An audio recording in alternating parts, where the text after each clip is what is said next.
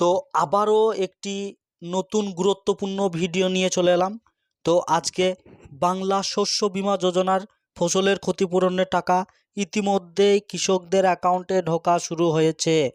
তো বাংলা শস্য বীমা যোজনার কোন কোন ডিস্ট্রিক্টকে আগে টাকা দেওয়া হচ্ছে এবং কৃষক বন্ধুর 2025 সালের প্রথম কিস্তির টাকা কবে দেওয়া হবে এবং কেন্দ্র সরকারের ঘোষণা অনুযায়ী যে কৃষক কার্ড, সেই কার্ড কি সবার জন্য বাধ্যতামূলক? তো এই সমস্ত বিষয় নিয়ে আলোচনা করব।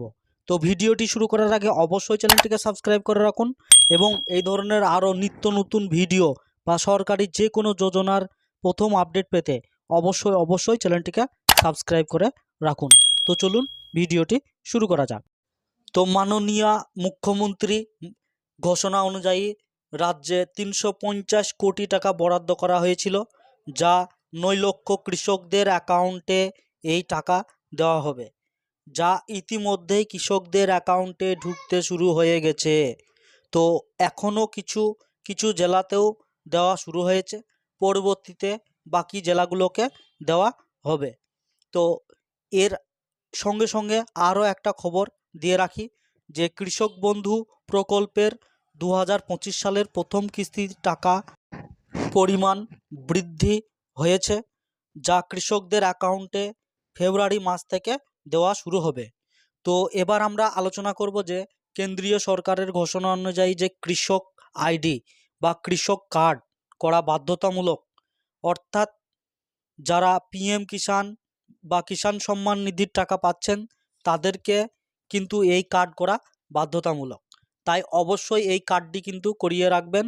আর এই কার্ডটি করলে কেন্দ্রীয় সরকার বা রাজ্য সরকারের অনেক সুবিধা আছে, যেগুলো এই কার্ডের মাধ্যমে হয়ে থাকে বা হবে। তো এই সমস্ত সুবিধাগুলো কিন্তু পেয়ে থাকবেন। আর যদি না করেন তাহলে কিন্তু পিএম কিষাণের টাকা কিন্তু আপনি পাবেন না, বা কেন্দ্রীয় বা রাজ্য সরকারের অনেক সুবিধা রয়েছে কৃষকদের জন্য। তো এই সমস্ত সুযোগ সুবিধা কিন্তু আর পাবেন না। তো যাই হোক, আর এই কার্ডটি বর্তমানে ঘোষণা করা হয়েছে, এখনও কিন্তু অনলাইনের মাধ্যমে আবেদন করা হয়নি। তো এই কার্ডটি অনলাইনের মাধ্যমেই আবেদন করতে হবে, আর কোথাও জমা করতে হবে না, সরাসরি অনলাইনের মাধ্যমেই করানো যাবে।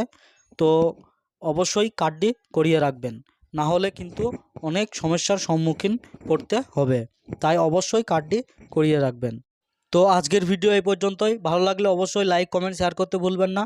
তো ততক্ষণে সবাই ভালো থাকবেন, সুস্থ থাকবেন। ধন্যবাদ। দেখা হবে পরবর্তী ভিডিওতে।